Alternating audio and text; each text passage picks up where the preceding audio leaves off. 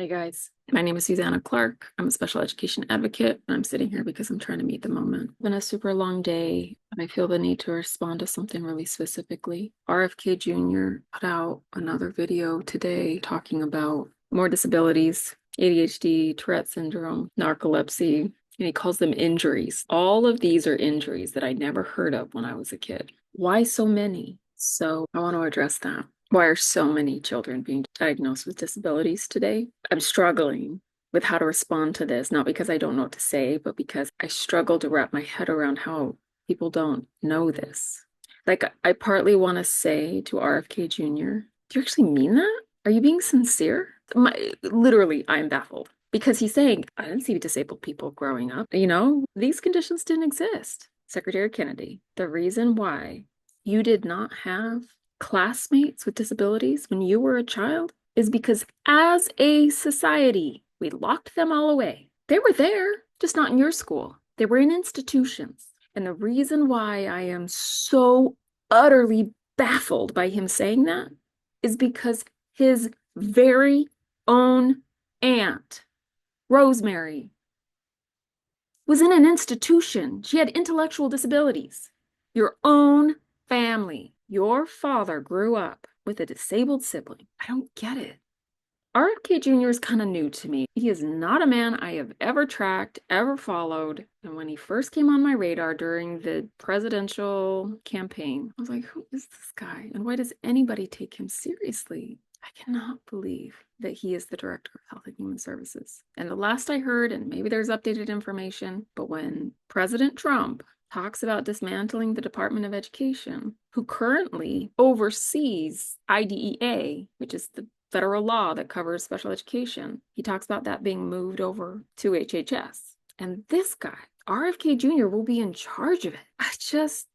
So I wrote something a couple of years ago, and it's on my business website. It's just a way for me to educate people about the history of disability in America and to acknowledge all the people that came before me and before other parents like me. I have a daughter with significant disabilities. She has Charge syndrome. She has Lennox-Gastaut syndrome. She requires full personal care, bathing, feeding, the whole thing. She has specialized food that I have to make for her. She can't use the bathroom unassisted, can't shower unassisted, nothing. I brush her teeth for her. She's 13. I'm going to be doing that for the rest of her life. I know she does not have autism, but the implication, it wasn't implied, it was outright stated the other day. RFK Jr. said that children with autism ruins families. I have no doubt he would say the same thing about children with Charge syndrome. And I'm here to tell you, Secretary Kennedy, she is literally the greatest gift I have ever received. She has done nothing but change my life for the better. Is it hard? Yes. On some days, does it absolutely suck? Yes. Is it overwhelming sometimes? Yes. I wouldn't trade her for anything in the world.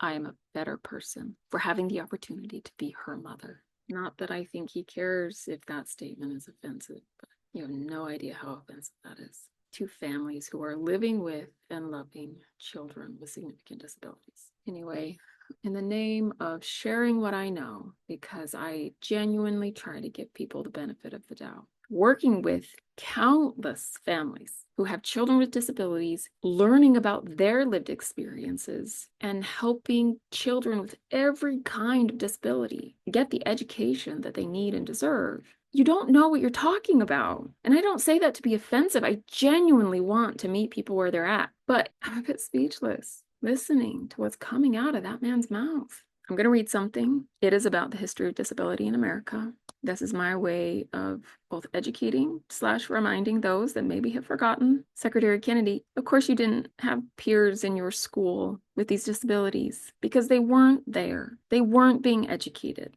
They were locked away in institutions. They were segregated and discriminated against. They didn't receive the medical care they needed. They didn't receive the daily hygienic care they needed. So here's a little bit of information for those that don't understand the history of disability in America.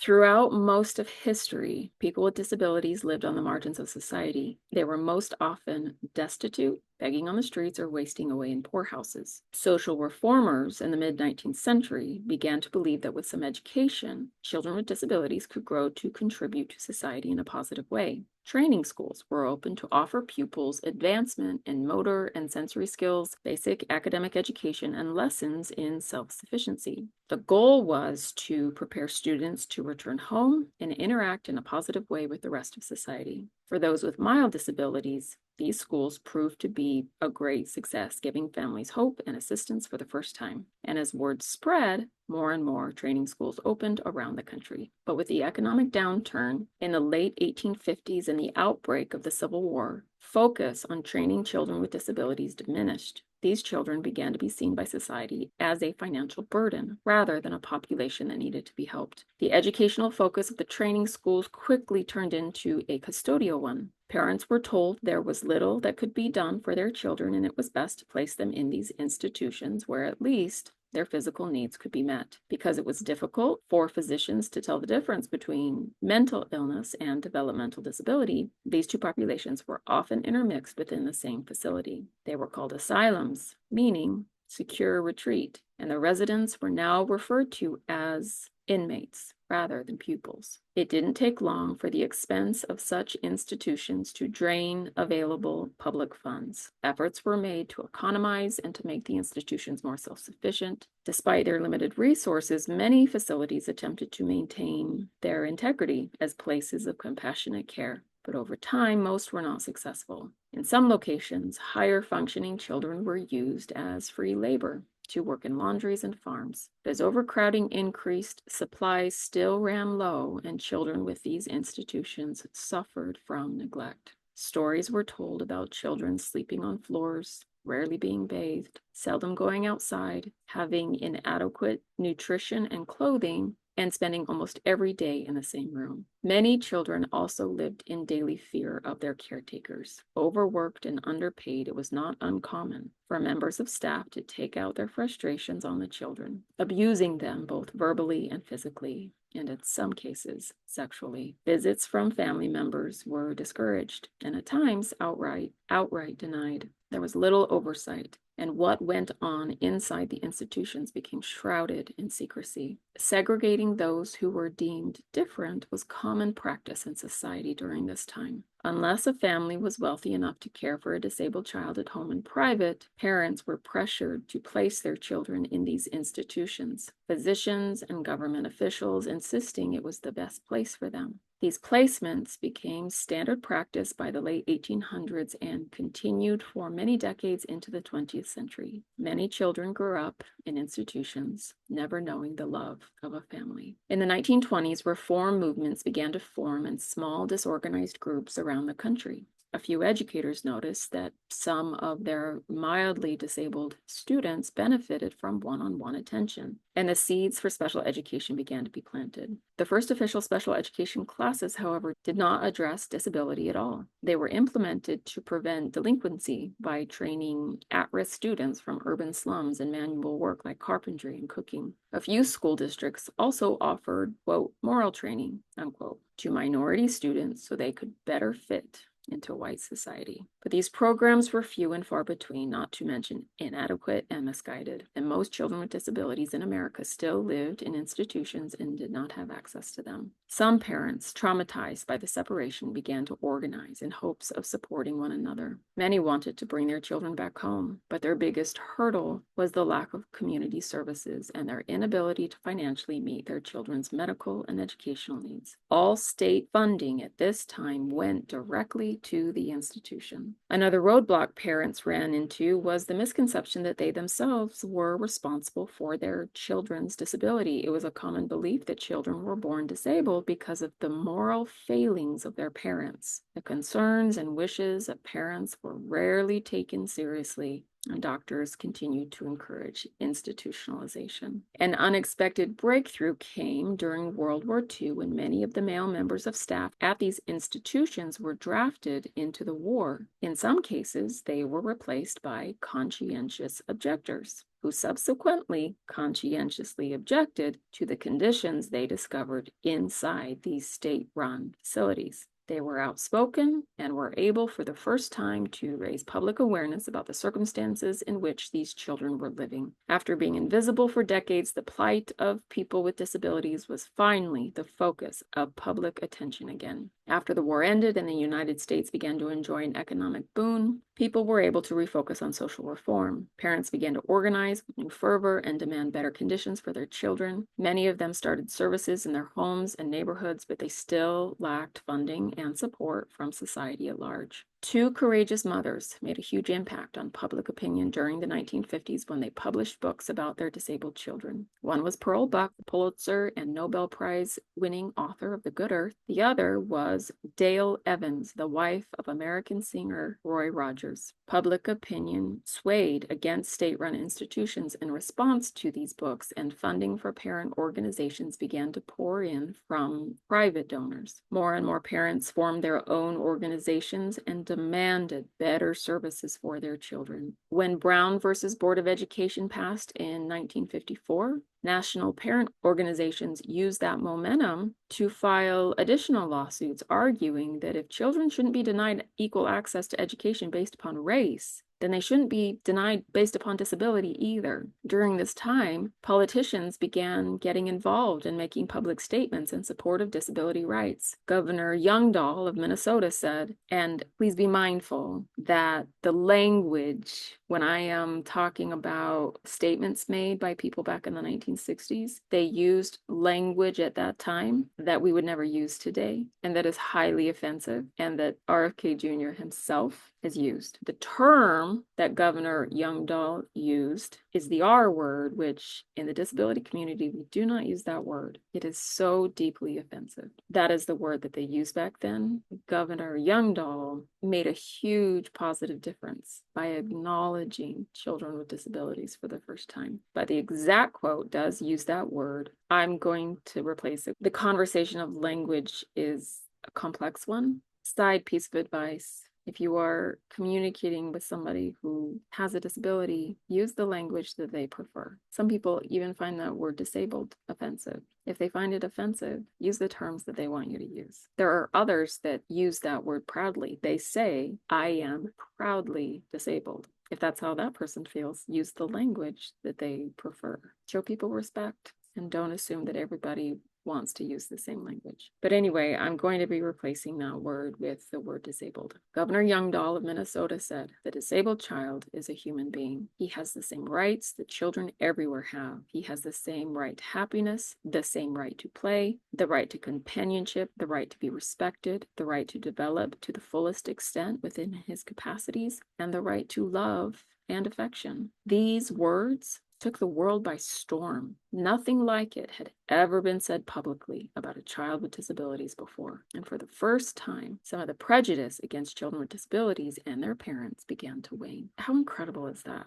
That statement was revolutionary rather than just, duh, of course. We've come so far in this country, and we are sliding backwards. So now we're going to talk a little bit about Secretary Kennedy's own family. President John F. Kennedy further bolstered the movement when he spoke publicly for the first time about his sister Rosemary, who had disabilities. Another sister, Eunice Kennedy Shriver, wrote an article about Rosemary that appeared in the Saturday Evening Post, which further alleviated some of the shame and stigma surrounding having a family member with disabilities. President Kennedy took it one step further when he organized a presidential panel to research developmental disability. After much research, this presidential panel wrote a report that led to new legislation that authorized funding for extensive research on the diagnosis, treatment, and education of children with disabilities. This work culminated in Congress enacting the Elementary and Secondary Education Act, or ESEA, in 1965 that addressed the needs of underprivileged children, followed by the Education of the Handicapped Act, EHA, in 1970,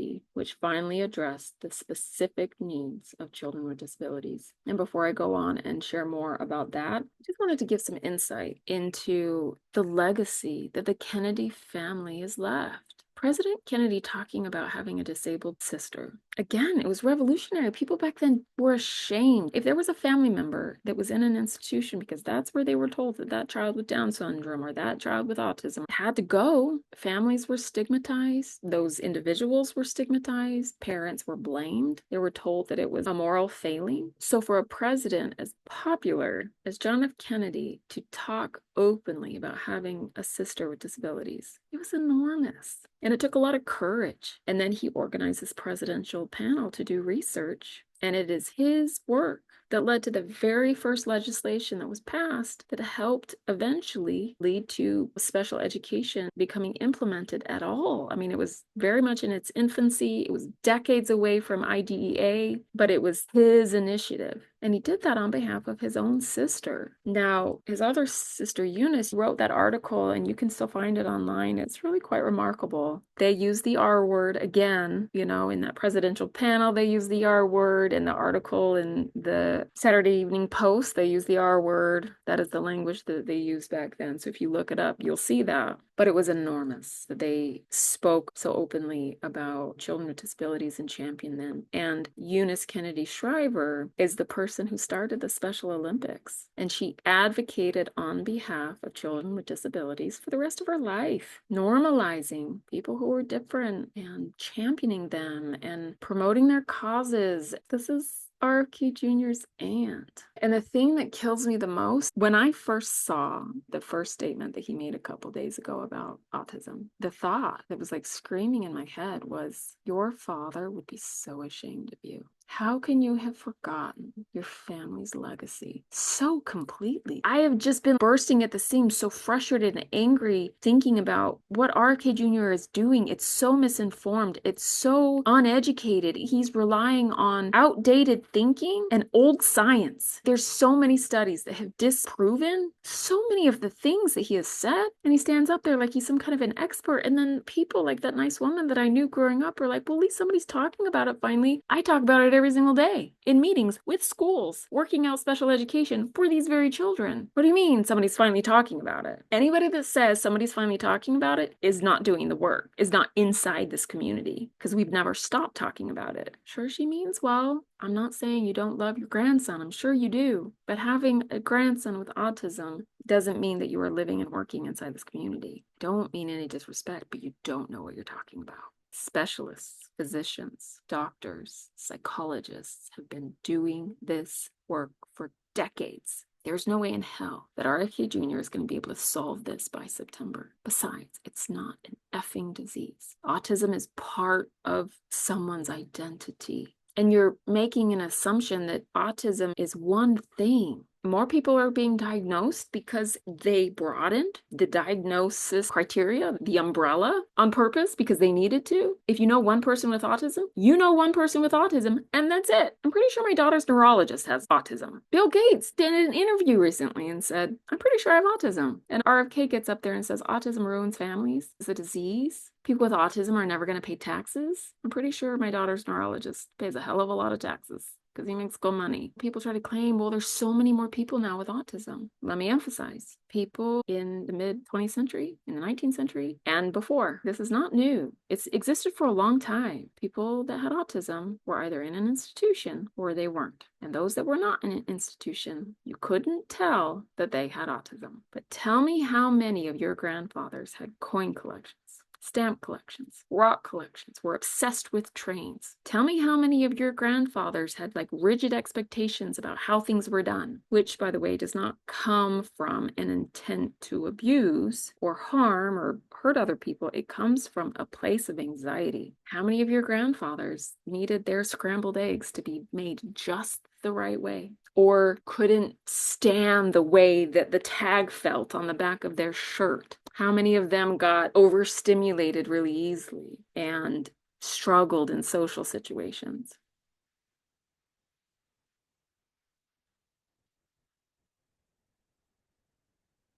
Autism has always existed. And the ways that it manifests in some people couldn't be hidden from what normal looked like, right?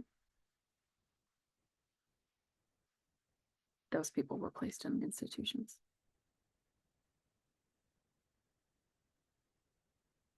and suffered beyond anything you and I can imagine.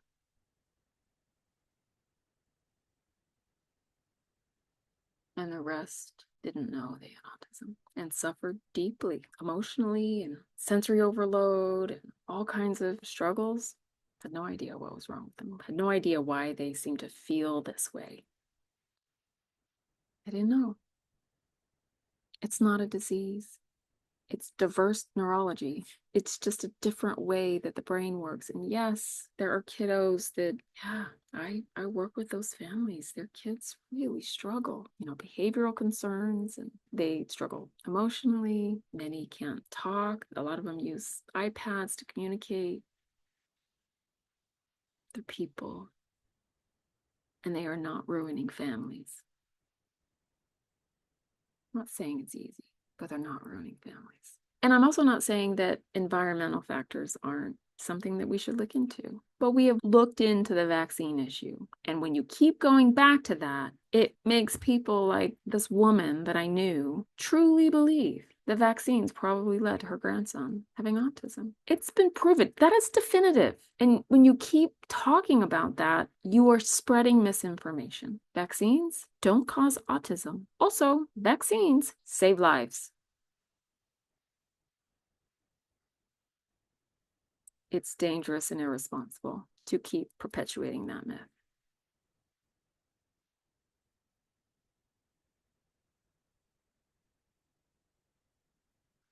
So finally, there was some special education legislation that was passed in the early 1970s. But very quickly, the joy parents experienced at the passing of EHA was tempered. It became apparent that although this law helped states develop programs to educate children with disabilities, it in no way required them to do so, nor did it prevent them from suspending students whose disabilities made them difficult to educate. And no mention was made as to how children still living in institutions might gain access to these new educational programs. But in 1973, an organization called the Children's Defense Fund noticed that 750,000 children appeared in the U.S. Census as not attending school. Upon further research, it was discovered that these children had disabilities and were not being educated by the public school system. A Pennsylvania association called PARC, P-A-R-C, used this data in their lawsuit against the U.S. Department of Education. Now, I feel like I need a little bit more information about this because I thought the U.S. Department of Education wasn't implemented until 1979. And then this article that I pulled that information from says 1973. There's a discrepancy there.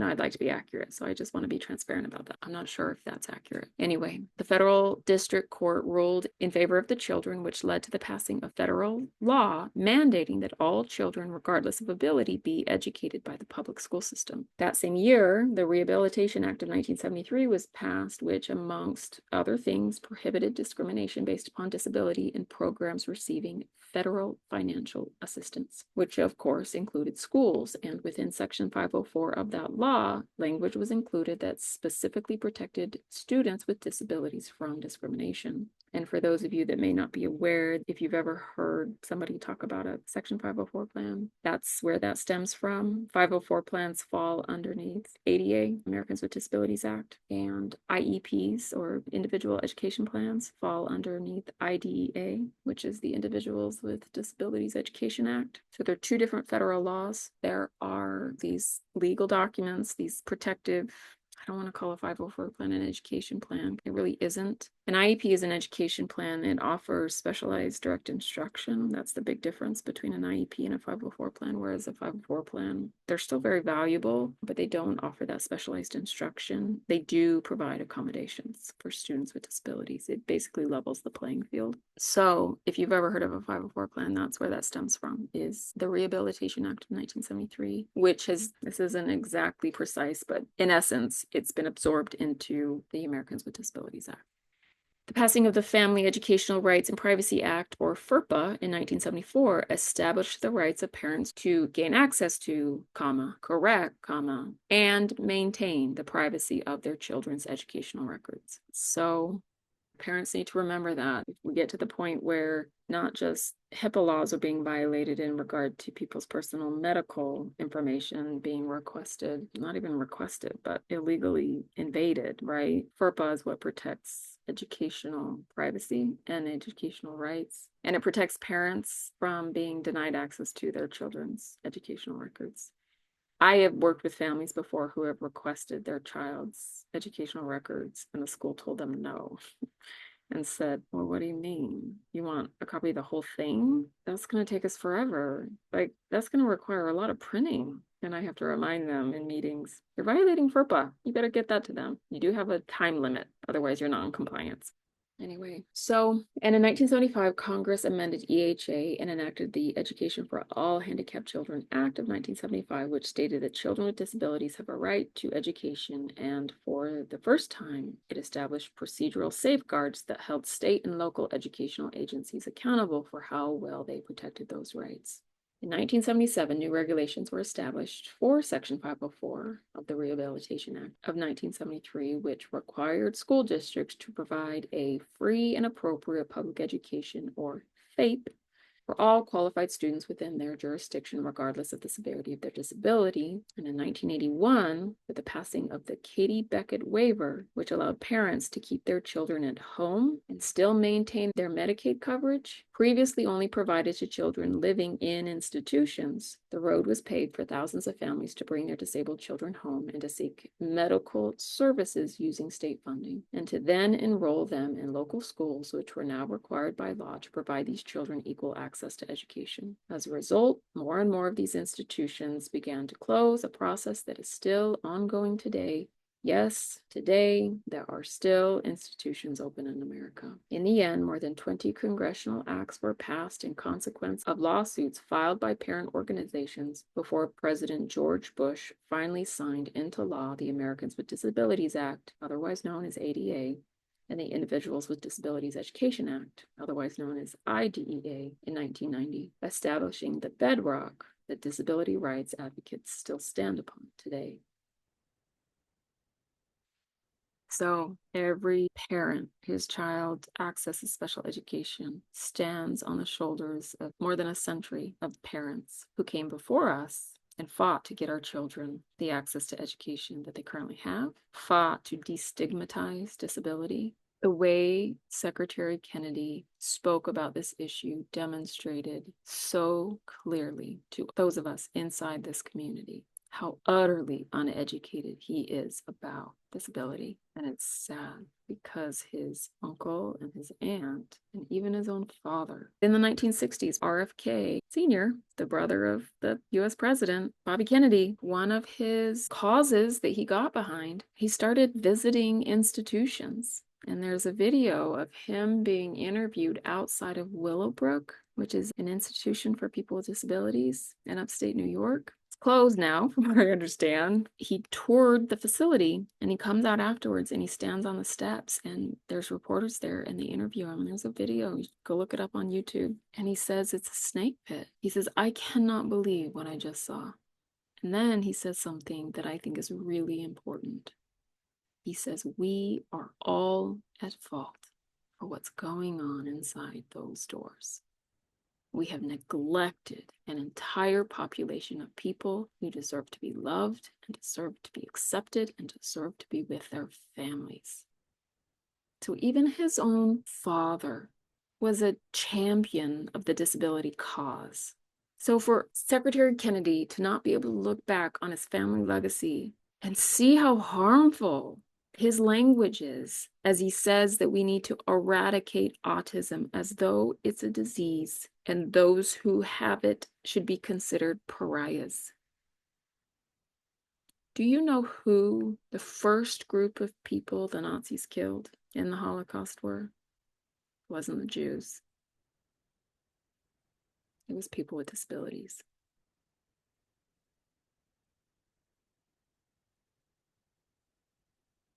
Institutions full of people, because they had institutions over there too. People were killed en masse. They went into hospitals. These people are not fit to be alive. And those they didn't kill, they kept alive so they could do human experiments on them. No painkillers, no anesthesia, surgeries, experimental procedures.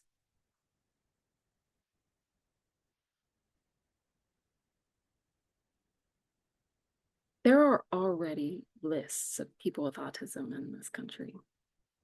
I mean, they're harmless. Hospitals have lists and the autism organizations have lists, but the purpose of them are so that these various organizations can reach out and offer support.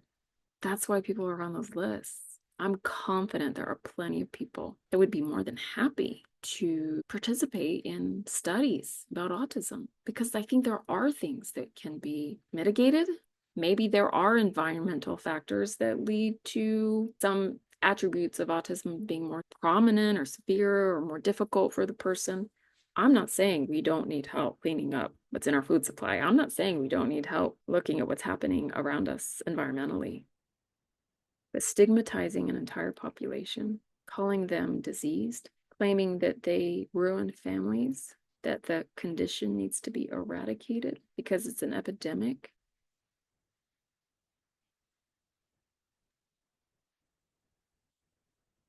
You are dehumanizing millions of people. When you say they'll never pay taxes, you're implying that that's the marker of a valuable life. And I beg to differ. My daughter's never going to pay taxes.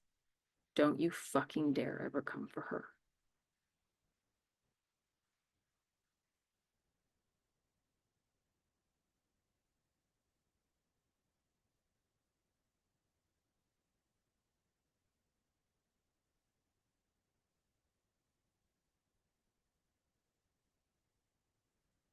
The language Secretary Kennedy used was not just offensive, it was dangerous. COVID-19 needs to be eradicated. When somebody has COVID-19, it's not part of their identity. Autism is in the brain. It makes somebody who they are. And I guarantee you, Secretary Kennedy, most of the people you know who have autism, you do not know they have autism because either they don't make it public and you're not perceptive enough to be able to pick up on the cues that this person might need a little more support or patience or whatever. But I guarantee you that that's the person that's inventing the thing or solving the problem or curing the cancer if we ever get there. People with autism have a really high sense of justice and are not easily deceived. And it concerns me that the most bullshit proof people in America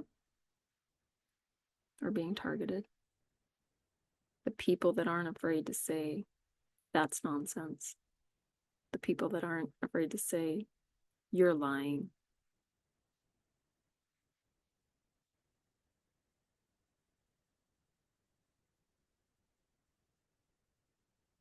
I'm really concerned. So that's it for this ramble. I have a lot more I want to say, but I'll do it another time.